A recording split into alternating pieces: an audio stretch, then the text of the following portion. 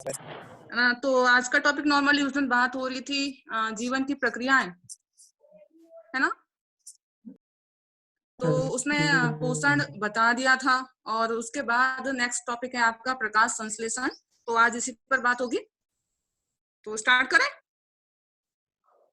Yes ma'am. चलिए, सबसे पहले ये जान लेते हैं कि प्रकाश संश्लेषण आखिर है क्या, है ना। तो प्रकाश संश्लेषण ये है कि एक प्रोसेस है जो कि नॉर्मली पौधे के हरे भागों के द्वारा की जाती है। हरे भागों में ऐसा जरूरी नहीं है कि हरी पत्तियां ही आए। जैसे मान लो छोटे पौधे होते हैं तो उनका तना भी हरा होता है ना। टहनियां भी हरी होती हैं, डालियां भी हरी हैं। तो सीधा सा है कि नॉर्मली वे सभी हरे भाग जो कि सनलाइट की ओर हैं, उन सभी के द्वारा प्रकाश संश्लेषण की प्रक्रिया पूरी की जाती है। और खास बात यह है कि नॉर्मली इसके माध्यम से ऊर्जा का मतलब ऊर्जा का पौधों के लिए या अन्य जीवों के लिए एक स्रोत है।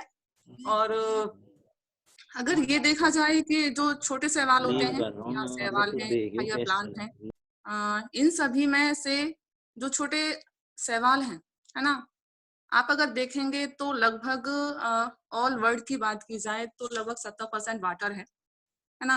अगर पानी की मात्रा सबसे ज्यादा है तो सीधा सा है कि शैवालों की मात्रा भी सबसे ज्यादा ही होगी। तो सबसे ज्यादा प्रकाश संश्लेषण की प्रक्रिया नॉर्मली शैवालों के माध्यम से की जाती है। और अभी तक आपने ऐसा सुना होगा कि प्रकाश संश्लेषण की क्रिया केवल दिन के समय होती है, तो ऐसा भी नहीं है। जो शैवाल होते हैं वो रात के समय भी प्रकाश संश्लेषण करते हैं और उनके द्वारा रात को भी ऑक्सीजन प्रोवाइड करवाई जाती है। तभी तो ये मानते हैं कि नॉर्मली अगर ये सोचने वाली बात है कि अगर पौधे दिन के समय ही ऑक्सीजन का बाहर निकालते हैं तो रात के समय अगर वो ऑक्सीजन नहीं दे रहे हैं तो क्या ऑक्सीजन की सांद्रता कम नहीं हो जाएगी? लेकिन ऐसा होता नहीं है। तो इसका सीधा सा मतलब ये है कि 70% वाटर होने के बाद भी, है ना, जितने सारे शैवाल हैं जो कि ब्लू ग्रीन एल्गी हैं, साइनोबैक्टीरिया हैं या मान लो ग्रीन सल्फर बैक्टीरिया हैं, ये सभी हैं। तो इनके माध्यम से ऑक्सीजन का उत्सर्जन किया जाता है और यही कारण है कि रात को भी ऑक्सीजन की सांद्रता कम नहीं होती है। तो दोबारा से आते हैं अपने टॉपिक पर ही, सीधा सा है प्रकाश संश्लेषण वह प्रक्रिया है जिसके माध्यम से पौधे सूर्य के प्रकाश की उपस्थिति में कार्बन डाइऑक्साइड और जल एवं क्लोरोफिल का उपयोग करके कार्बोहाइड्रेट का निर्माण करते हैं, है ना। और साथ ही साथ ऑक्सीजन का उत्सर्जन किया जाता है और कुछ मात्रा में वाटर भी बनता है। और यह एक नॉर्मली अपचयन और ऑक्सीकरण अभिक्रिया है जिसमें अपचयन भी होता है और ऑक्सीकरण भी होता है ना। और जो भी प्रकाश ऊर्जा है उसका रासायनिक ऊर्जा में रूपांतरण किया जाता है। देखा होगा बाद में जो बनने वाला उत्पाद होता है वो कार्बोहाइड्रेट है।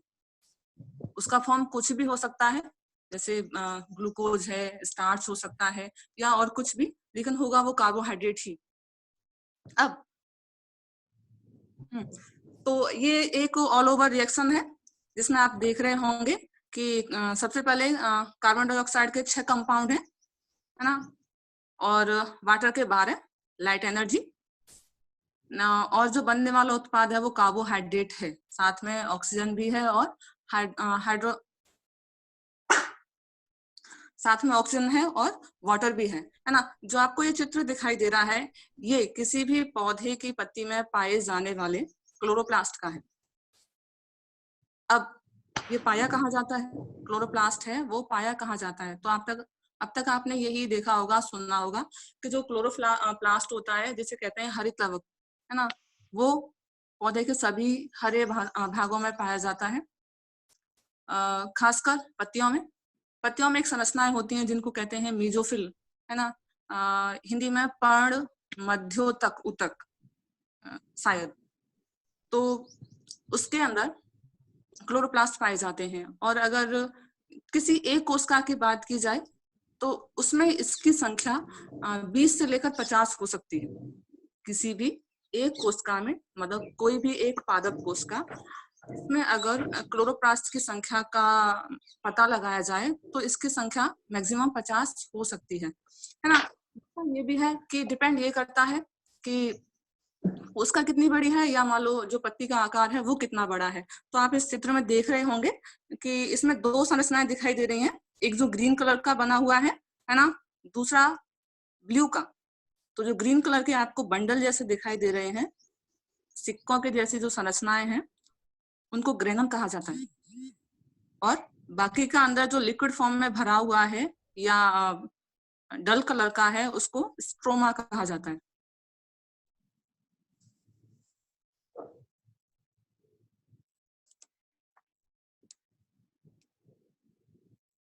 आवाज आ रहा है प्रॉपर?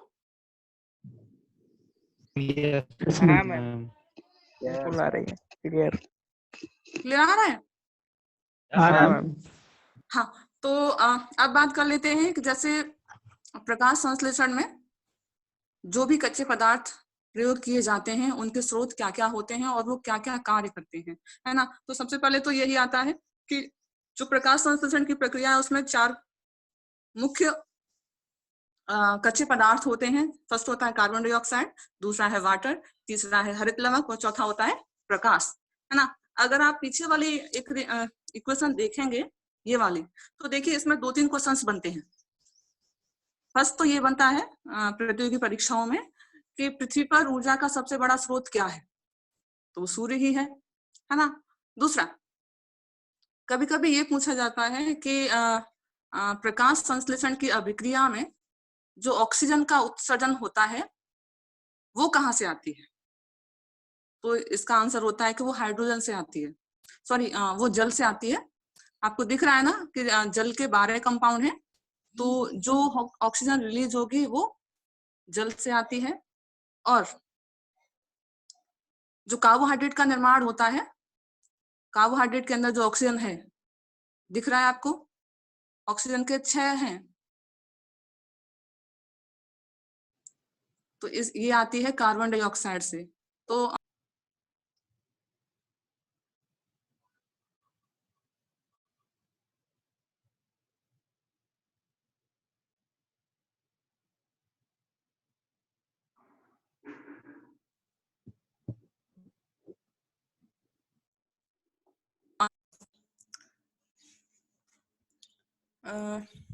चलिए, तो बात कर लेते हैं कि जो स्रोत होते हैं वो कौन कौन से हैं।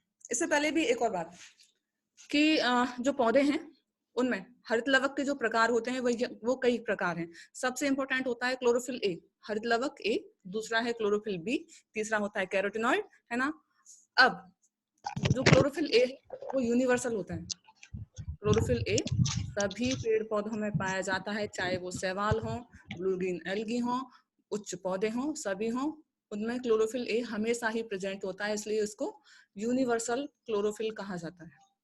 अब इसके माध्यम से होता क्या है, इसके द्वारा नॉर्मली नीले, बैंगनी और लाल रंग का अवशोषण होता है ना। और जो क्लोरोफिल बी होता है उसके माध्यम से नीले प्रकाश का अवशोषण किया जाता है, और जो कैरोटीनॉइड होता है उसके द्वारा ब्लू ग्रीन जो लाइट होता है उसका अवशोषण होता है। नेक्स्ट ये है कि जो ग्रीन तरंग दैर्घ्य वाली जो किरणें होती हैं उनको पौधों की पत्तियों के द्वारा अवशोषित नहीं किया जाता है, उनको परावर्तित किया जाता है, इसलिए जो पौधों की पत्तियां होती हैं वो ग्रीन दिखाई देती हैं। और जो ग्रीन लाइट होता है उसका पौधों में कोई यूज नहीं होता, है ना। दूसरा ये है कि ये डिपेंड करता है कि इनका वेवलेंथ कितना है, और जो सेंटर बने हुए हैं, रिएक्शन सेंटर, ऊर्जा के जो केंद्र बने हुए हैं, वहां कितनी वेवलेंथ की लाइट आनी है और वो कितना अवशोषित करते हैं। तो वही है कि सबसे पहले जान लेते हैं कार्बन डाइऑक्साइड का स्रोत क्या होता है। देखिए, ये आपको दिखाई दे रहा है सभी को? Yes ma'am.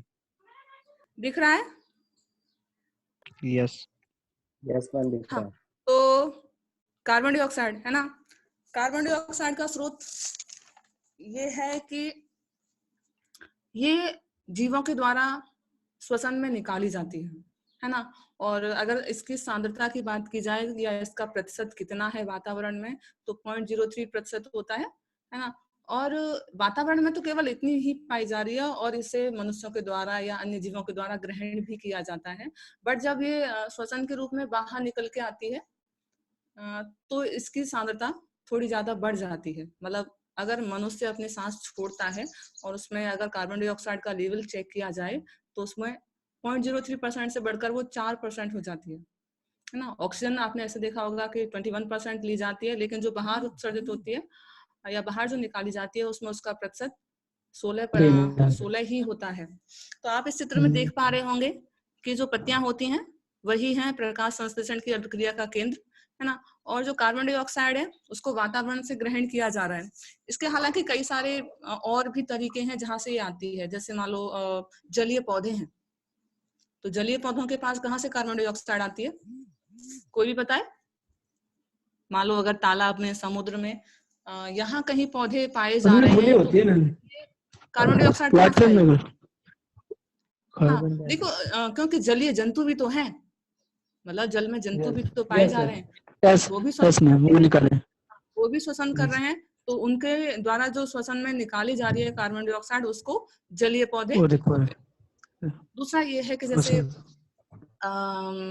जलीय मतलब जल में ही चट्टानें भी पाई जा रही हैं, तो सीधा सा है कि जो उसमें कार्बोनेट और बाइकार्बोनेट पाया जा रहा है ना। चट्टान है तो सोडियम बाइकार्बोनेट होगा या ऐसा कुछ पाया जा रहा है, तो वो भी किसके स्रोत होते हैं?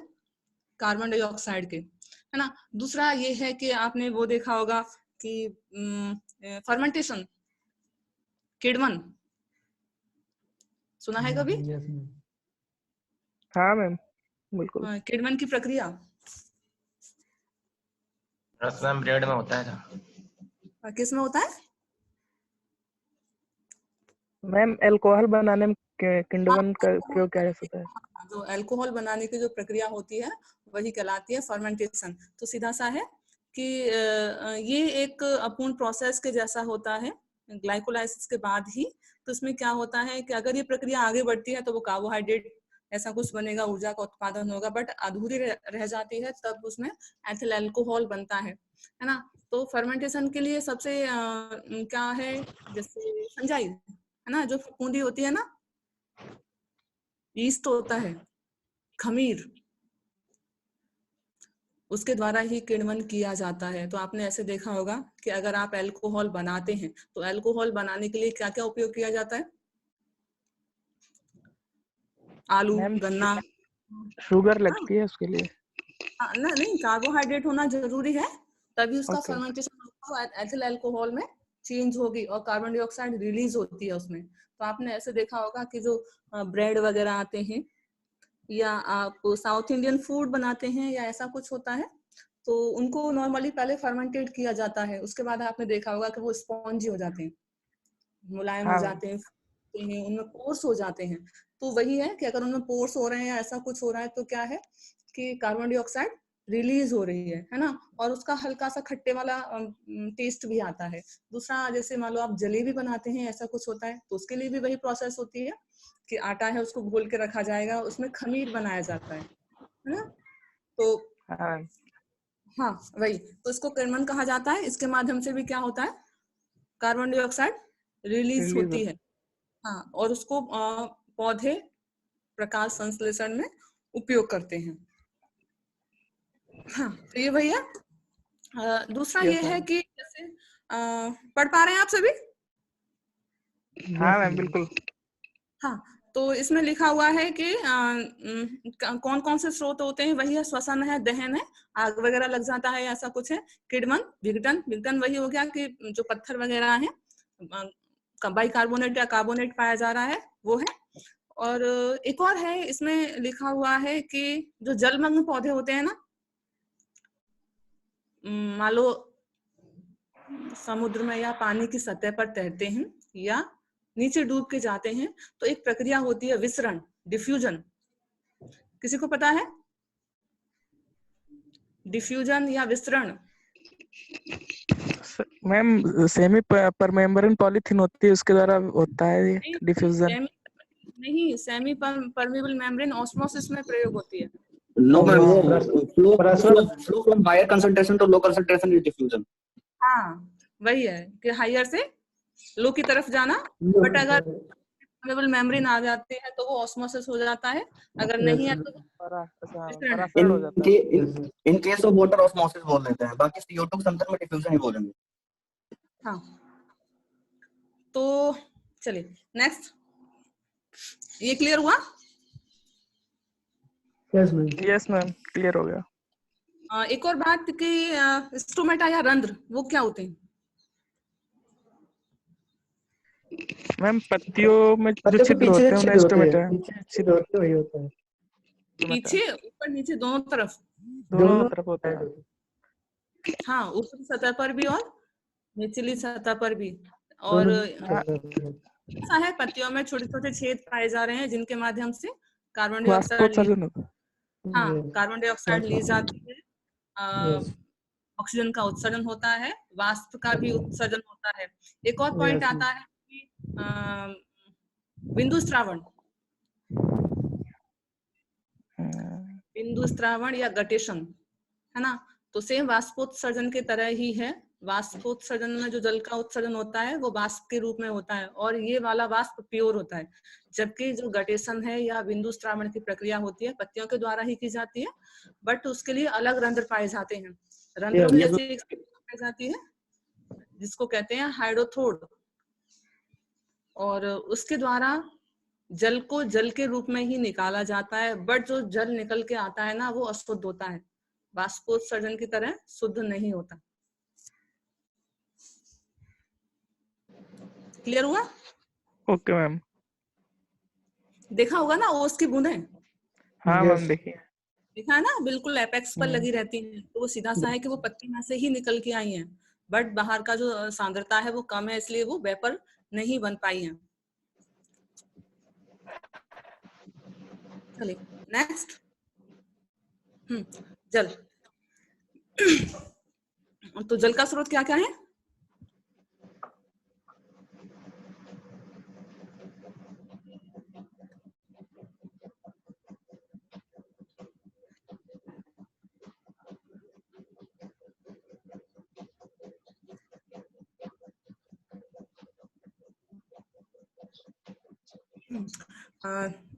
साउंड आ रहा है?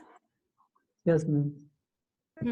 तो जल का नॉर्मली पृथ्वी पर लगभग 70% भाग है ना?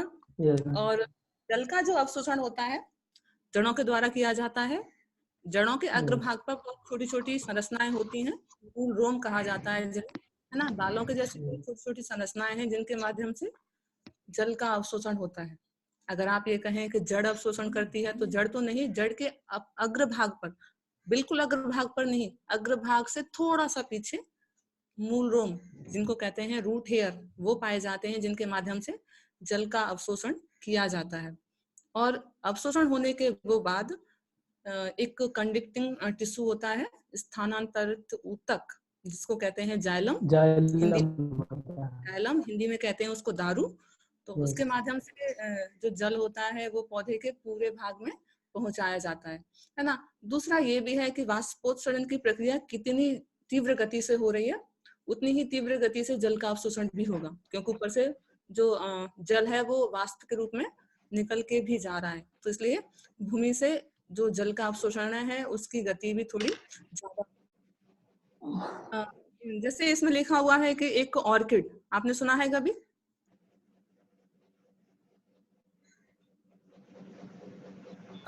हमने शायद उस दिन भी बताया था प्रकाश संश्लेषण में कि जो ऑर्किड होता है वो किसी दूसरे पौधे के ऊपर पाया जाता है ना? है तो स्वपोषी ही, मतलब प्रकाश संश्लेषण की प्रक्रिया खुद कर लेता है, बट ये दूसरे पौधों के ऊपर आश्रय लेता है ना? और पैरासाइट्स होते हैं। नहीं, पैरासाइट नहीं होता, एपिफाइट होता है, खाना खुद बनाता है। हाँ, समझ रहे हैं? प्रकाश संश्लेषण की प्रक्रिया स्वयं कर लेता है, बट इसको रहने के एक्सक्यूज मैम सुन पा रही हो क्या?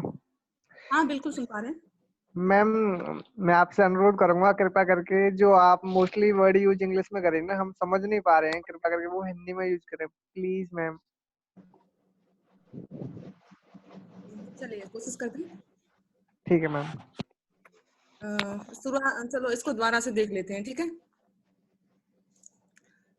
देखिए, सबसे पहले है कि जो जल का अवशोषण होता है वो जड़ों के द्वारा किया जाता है। जड़ों के अग्रभाग पर छोटी छोटी बालों के जैसी सूक्ष्म संरचनाएं पाई जाती हैं, जिनको मूल रोम कहते हैं। आपको दिख रहा है इसमें मूल रोम लिखा हुआ है सेकंड लाइन में। हाँ मैम। ठीक है ना। और जो जल अवशोषित हो गया है उसको जाइलम के माध्यम से पौधे के पूरे भाग में पहुंचाया जाता है। जाइलम को हिंदी में दारू कहते हैं, है ना। और ये क्या है, एक ऊतक है जिसके माध्यम से जल का परिवहन किया जाता है। तो परिवहन ऊतक है ये, स्थानांतरणीय ऊतक, जिसके माध्यम से जल को पौधे के पूरे भाग में पहुंचाया जाता है। और बात कर लेते हैं ऑर्किड की। तो ऑर्किड एक ऐसा पौधा है जो है तो स्वकोशी, लेकिन किसी दूसरे पौधे के ऊपर आश्रय लेने के लिए रहता है। और इसकी जो जड़ें होती हैं वो वायु में ऐसे ही लटकी रहती हैं, जिनके माध्यम से जो जल की जो सांद्रता वायु में पाई जाती है उसको ये ग्रहण करते हैं, है ना। और जो जड़ें वायु में लटकी रहती है ना, उनमें एक ऊतक पाया जाता है जिसको कहते हैं वेलामन टिश्यू। और इसका इंग्लिश भी यही है और हिंदी भी यही है।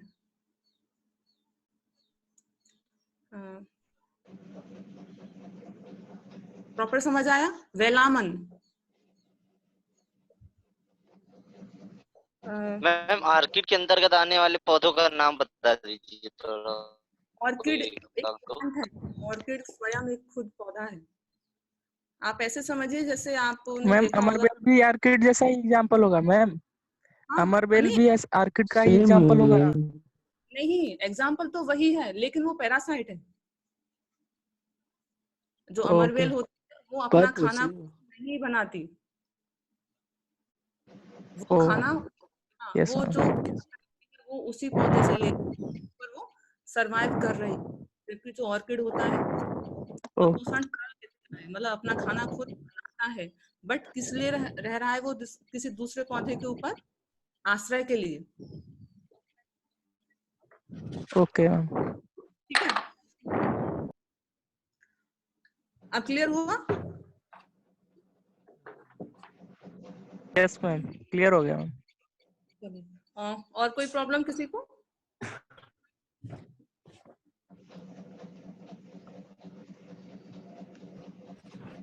मैम ये टेम्परेचर का वेरिएशन करता है फोटोसिंथेसिस को? दोबारा से रिपीट करिए प्लीज। हाँ मैम, कह रहे हैं ये टेम्परेचर का वेरिएशन क्या फोटोसिंथेसिस को इफेक्ट करता है? बिल्कुल, अगर टेम्परेचर बहुत ज्यादा होगा तो प्रकाश संश्लेषण की दर पहले बढ़ेगी, बाद में घट जाएगी। मैम किस टेम्परेचर पे नहीं होता है? देखिए, सबसे सूटेबल टेम्परेचर होता है 10 से 30 डिग्री सेल्सियस। 50 के बाद नहीं होता। 10 से 30 डिग्री सेल्सियस। और ऐसा मानते हैं कि जो 25 डिग्री सेल्सियस के आसपास का जितना तापमान होता है वहां पर प्रकाश संश्लेषण की प्रक्रिया बहुत अच्छे से होती है। अगर मान लो ज्यादा तापमान बढ़ेगा, वाटर लॉस भी ज्यादा होगा, ज्यादा अवशोषण करना पड़ेगा, सारी क्रियाएं बहुत ज्यादा करनी पड़ेगी। तो पहले तो ये होता है कि शुरुआत में तो प्रकाश संश्लेषण की जो दर होती है वो थोड़ी तीव्र गति से बढ़ेगी, लेकिन बाद में जाने के बाद में वो थोड़ी कम हो जाएगी, और वो कम होती ही जाएगी, है ना।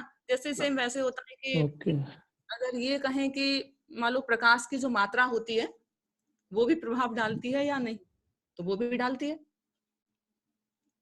बहुत ज्यादा प्रकाश होगा, हाँ, बहुत ज्यादा प्रकाश होगा तो भी प्रकाश संश्लेषण की जो दर होती है वो धीमी हो जाएगी। Okay ma'am. मैम इसीलिए पौधे रात में भोजन बनाते हैं, ऐसे पौधे जहाँ टेम्परेचर ज्यादा होता है।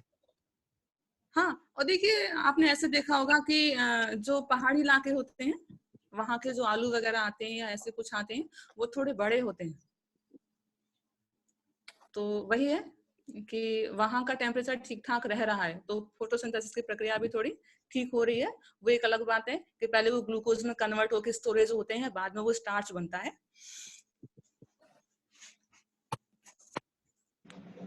तो नेक्स्ट पेज करें? Yes ma'am. मैम हाँ, क्वेश्चन है, पूछिए। गटेशन और ट्रांसपिरेशन में क्या अंतर होता है? गटेशन में ट्रांसपायरेशन में ये अंतर है, जो गटेशन होता है ना वो होता है रंध्र के द्वारा, रंध्रों के माध्यम से जल का वाष्प के रूप में उत्सर्जन कहलाता है, वाष्पोत्सर्जन।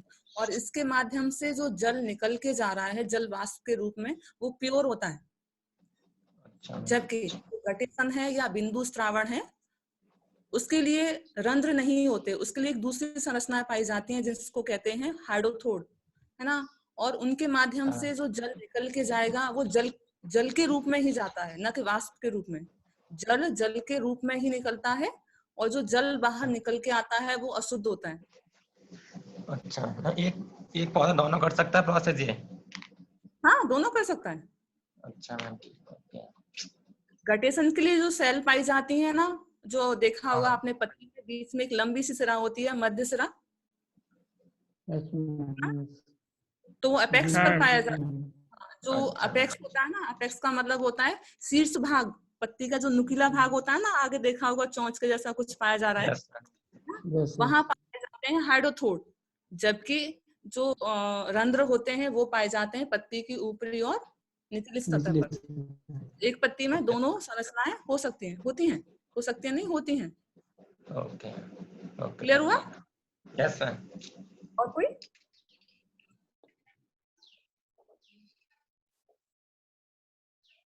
अब तक जितना हुआ है वो क्लियर हुआ या नहीं? हाँ मैम, क्लियर।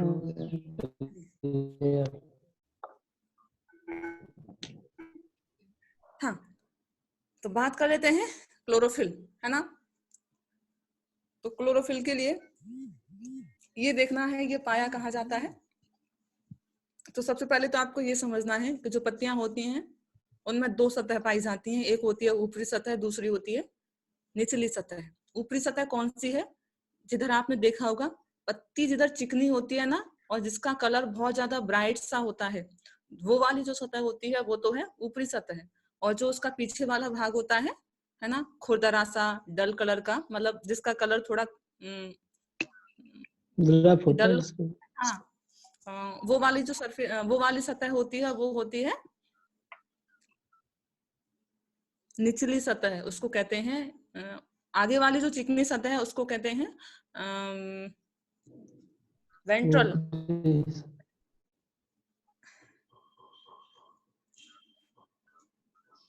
और जो पीछे वाली होती है उसको कहते हैं पृष्ठीय सतह ना। तो आप ऐसे समझ जाइए, आगे जो चिकनी है वो ऊपरी सतह है, पीछे वाली जो डल कलर की है वो नीचे वाली सतह। क्लियर हुआ? हाँ मैम। तो जो रंध्र होते हैं उनकी संख्या सबसे ज्यादा नीचे वाली सतह पर होती है ज्यादातर पौधों में। हालांकि ये डिपेंड करता है कि पौधा किस प्रकार का है और वो रहता कहाँ है या वो पाया कहाँ जा रहा है ना। जैसे मान लो अगर पौधे हैं, जलीय पौधे हैं, तो उनकी ऊपरी सतह पर संख्या थोड़ी ज्यादा पाई जा रही है। आलू वगैरह हैं तो उनमें नीचे पाया जा रहा है, ऐसा कुछ है ना। जो क्लोरोफिल होता है ऊपरी सतह के बिल्कुल नीचे कुछ कोशिकाएं पाई जाती हैं जिनको कहते हैं मीजोफिल कोशिकाएं, है ना। उसके अंदर क्लोरोफिल पाया जाता है, क्लोरोप्लास्ट है और वो क्लोरोफिल है। और यही होते हैं प्रकाश संश्लेषण के सेंटर, है ना। इनमें जो क्लोरोप्लास्ट होता है वो चारों ओर से दो परतों से घिरी हुई एक संरचना है जिसमें दो भाग पाए जाते हैं। एक होता है स्ट्रोमा, नहीं सॉरी ऐसे करते हैं, एक होता है ग्रेना और दूसरा होता है स्ट्रोमा। एक बार करते हैं फिर देखते हैं। देखिए दिख रहा है आपको? हाँ मैम, दिख तो रहा है। हाँ, जो सिक्के सिक्के आपको दिखाई दे रहे हैं ना ग्रीन कलर के, कॉइन के जैसे जो बंडल रखे हुए हैं, ये कहलाते हैं ग्रेना, है ना। और अंदर वाली जो सरफेस पूरी भरी हुई है ये कहलाती है stroma. Clear? Okay ma'am, clear. Ma'am Hindi में भी यही कहते हैं कहने? हिंदी में भी यही है। ये होगा हिंदी में भी।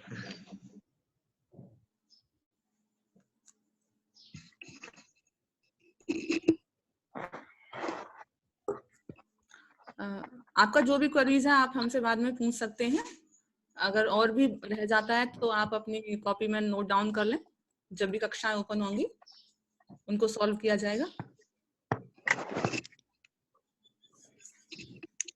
तो क्लोरोफिल में अब तक ये बता दिया था कि नॉर्मली जो पौधे होते हैं उनमें क्लोरोफिल एक फॉर्म में पाया जाता है ना। एक होता है क्लोरोफिल ए, दूसरा होता है क्लोरोफिल बी। जो क्लोरोफिल ए होता है वो सभी पौधों में पाया जा रहा है, और जो क्लोरोफिल बी है वो कुछ में पाया जाता है, कुछ में नहीं पाया जाता। एक और होता है कलर कैरोटीनॉइड, आपने सुना होगा, जो गाजर वगैरह होती है ना,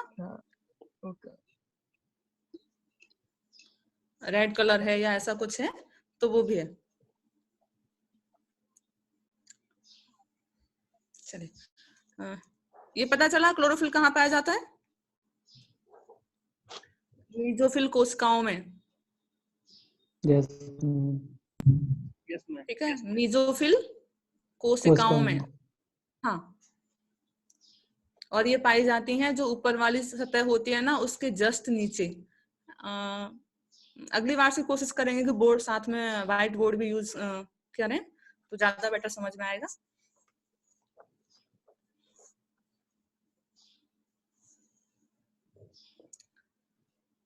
तो नेक्स्ट, प्रकाश है ना, एक कच्चा पदार्थ है प्रकाश संश्लेषण की प्रक्रिया में, तो ऊर्जा का सबसे बड़ा स्रोत भी है। अब ये माना गया है कि जो प्रकाश संश्लेषण की अभिक्रिया होती है वो सबसे ज्यादा लाल रंग में होती है ना। और अगर अनुकूलतम तापमान की बात की जाए, अनुकूलतम कितना होता है, तो उसको व्हाइट लाइट माना गया है, ऑप्टिमम है ना। अगर ऑप्टिमम प्रकाश संश्लेषण की बात करते हैं तो वो व्हाइट लाइट है, और अधिकतम की बात करते हैं तो वो रेड लाइट है, मतलब लाल प्रकाश में। और जो सबसे कम होती है वो ग्रीन है। ग्रीन में या हरे रंग में तो ना के बराबर ही है ना, क्योंकि वो पौधा उसको अवशोषित ही नहीं करता, उसको पूरी तरह से परावर्तित कर देता है, इसलिए जो पत्तियां होती हैं वो ग्रीन कलर की दिखाई देती हैं। आपने फिजिक्स में पढ़ा होगा कि वो इंद्रधनुष वाले जो 7 रंग होते हैं, कौन से होते हैं वो? विबग्योर है ना। यस मैम, वही है। तो उसमें क्या होता है, एक तरफ जो सबसे लास्ट में आता है रेड, तो यहाँ वही वो रेड वाला है कि जो लाल प्रकाश होता है उसमें प्रकाश संश्लेषण की अभिक्रिया सबसे ज्यादा पाई जाती है ना। दूसरा, ये प्रकाश की मात्रा पर भी निर्भर करता है कि प्रकाश की मात्रा कितनी ज्यादा है।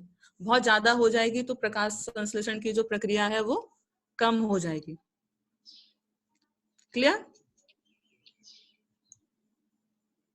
Yes ma'am. चलिए नेक्स्ट बात कर लेते हैं कि जो प्रकाश संश्लेषण की अभिक्रिया होती है उसमें 2 रिएक्शंस आती हैं। एक होती है प्रकाशीय अभिक्रिया, दूसरी होती है अप्रकाशीय अभिक्रिया। प्रकाशीय अभिक्रिया को लाइट रिएक्शन भी कहते हैं, जो अप्रकाशीय अभिक्रिया होती है उसको डार्क रिएक्शन भी कहते हैं, क्योंकि जो फर्स्ट वाली है वो प्रकाश की उपस्थिति में हो रही है और जो अप्रकाशीय अभिक्रिया है वो प्रकाश की अनुपस्थिति में हो रही है। तो जो फर्स्ट है वो दिन के समय है, जो सेकंड वाली क्रिया है वो रात के समय है ना।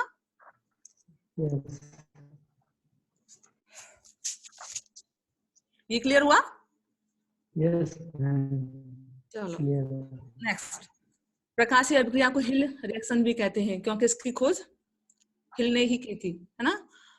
तो सीधा है कि यह जो क्रिया होती है, प्रकाशीय अभिक्रिया जो होती है वो हथलवक के ग्राना भाग में होती है। ग्राना कौन से वाले भाग हैं? जो सिक्के के रूप में पाए जा रहे हैं, मतलब ऐसा फॉर्म है जो बंडल के रूप में पाया जा रहा है, वही कहलाते हैं ग्राना है ना। सबसे इंपॉर्टेंट बात है कि जो ऑक्सीजन का जो उत्सर्जन होता है वो प्रकाशीय अभिक्रिया में ही होता है। अब प्रकाशीय अभिक्रिया में कार्बोहाइड्रेट का निर्माण होता है। क्लियर हो रहा है? सुना होगा ना आपने, दिन के समय ऑक्सीजन उत्सर्जित होती है, रात के समय ऑक्सीजन नहीं निकलती।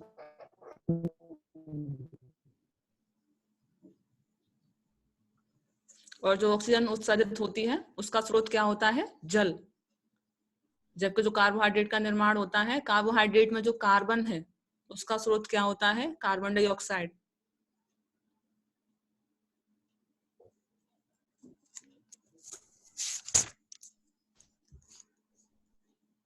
क्लियर हुआ? Yes ma'am. चलिए, है ना। दूसरा ये है कि नॉर्मली जो ऑक्सीजन निकल के जा रही है उसको जंतु यूज कर लेते हैं।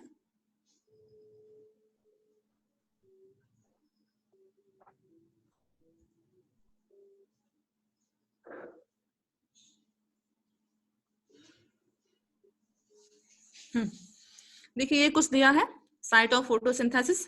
तो इसमें आप देखिए ध्यान से, ग्रीन पत्तियां हैं सबसे पहले। ग्रीन पत्तियों के बाद उनका एक सेक्शन दिखाया जा रहा है। एक सेक्शन का मतलब होता है काट, है ना। काट में भी आपको जो ऊपर की ओर दिखाया जा रहा है, इसको देखिए, इसमें दिखाया जा रहा है नीचे स्ट्रोमेटा है ना, जिनके माध्यम से कार्बन डाइऑक्साइड और ऑक्सीजन का आदान प्रदान हो रहा है। ऊपर की ओर जो ये लंबे शेप में जो संरचनाएं पाई जा रही हैं, हल्का येलो है, उनमें आपको दिख रहा होगा ग्रीन कलर के स्पॉट बने हुए हैं। यही हैं मीजोफिल कोशिकाएं, जिनमें पाया जाता है क्लोरोप्लास्ट, है ना।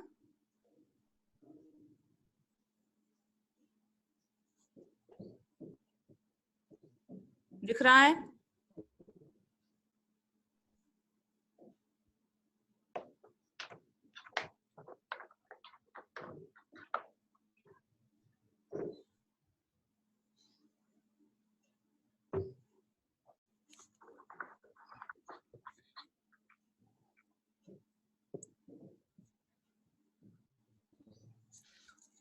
सबसे नीचे की ओर दिख रहा होगा आपको बहुत सारे कॉइन्स बने हुए हैं। कॉइन्स के ऐसे ढेर के जैसा कुछ बना हुआ है, जिसमें आप पढ़ पा रहे होंगे stroma, thylakoid, thylakoid space, granum, है ना। जो बंडल बने हुए हैं वो ग्रेनम है।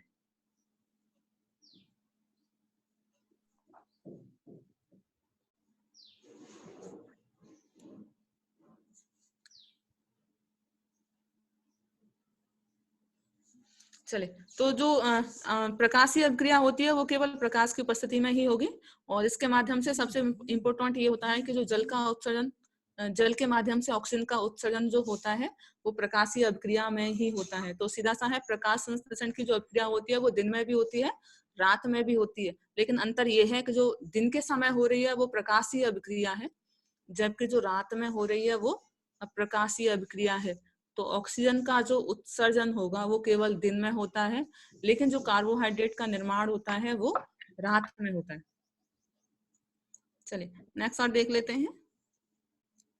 ये प्रकाशीय ये है सेकंड, अप्रकाशीय अभिक्रिया, है ना। तो इसे ब्लैकमैन रिएक्शन भी कहा जाता है। लाइट इंडिपेंडेंट रिएक्शन है, मतलब एक ऐसी अभिक्रिया है जिसके लिए प्रकाश की आवश्यकता नहीं होती, और इसे ब्लैकमैन के द्वारा खोजा गया था, इसलिए इसे ब्लैकमैन रिएक्शन भी कहा जाता है ना। ये जो हरित लवक है उसके स्ट्रोमा भाग में होती है, और जो कार्बन डाइऑक्साइड का अपचयन होने के बाद जो कार्बोहाइड्रेट का निर्माण होता है वो स्ट्रोमा के अंदर ही होता है। क्लियर हो रहा है?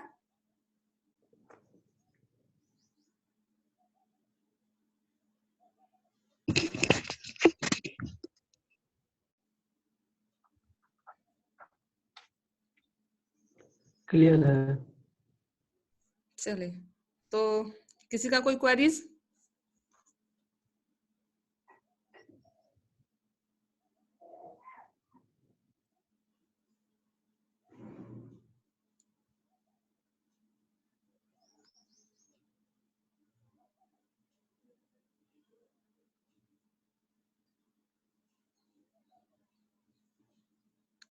पूछ लीजिए, अभी तक किसी का कुछ रह गया हो तो, समझ ना आया हो तो।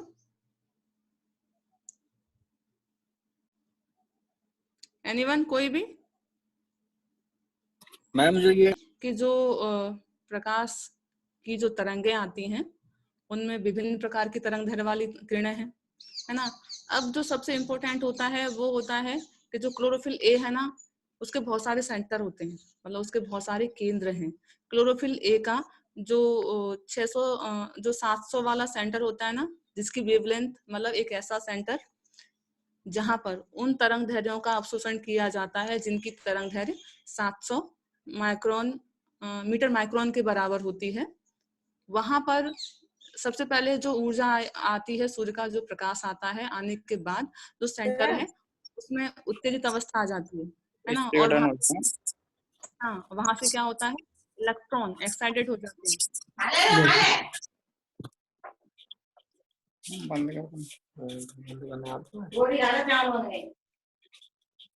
ये आवाज में मारे डिफरेंट कहीं से। प्लीज आप लोग म्यूट करिए।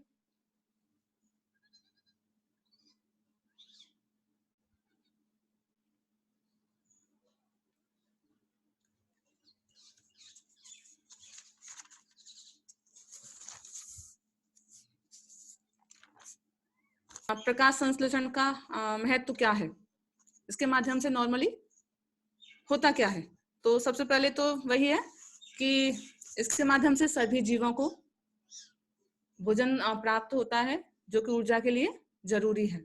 दूसरा कि जो पौधे हैं उनके द्वारा जो श्वसन में कार्बन डाइऑक्साइड का उत्सर्जन किया जाता है उसको पौधे प्रकाश संश्लेषण की अभिक्रिया में उपयोग कर लेते हैं, है ना। तो क्या होगा कि इस गैस की जो सांद्रता होती है वो वातावरण में निश्चित बनी रहती है, और अगर मान लो प्रकाश संश्लेषण नहीं होगा तो कार्बन डाइऑक्साइड का लेवल मतलब कार्बन डाइऑक्साइड का स्तर बहुत ज्यादा बढ़ जाएगा। और नेक्स्ट है कि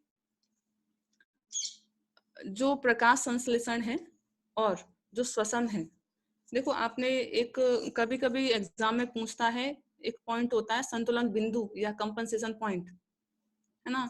इसका मतलब होता है कि शाम के समय एक ऐसा मतलब शाम को कुछ समय के लिए जब प्रकाश संश्लेषण और जो श्वसन होता है उन दोनों की अभिक्रिया बराबर हो जाती है तो उसे संतुलन बिंदु कहा जाता है, कंपनसेशन पॉइंट। तो प्रकाश संश्लेषण के माध्यम से ऑक्सीजन का उत्सर्जन भी किया जाता है जो कि जीवों के जीवित रहने के लिए आवश्यक होती है, क्योंकि ये प्राण वायु है। इसके माध्यम से और कार्बन डाइऑक्साइड और ऑक्सीजन का लेवल भी बराबर बना रहता है ना। तो ये तो हो गया इसके महत्व कि इसका क्या क्या महत्व है कि जो प्रकाश संश्लेषण की अभिक्रिया है उसका। तो ठीक है, आज के लिए बस इतना ही, है ना।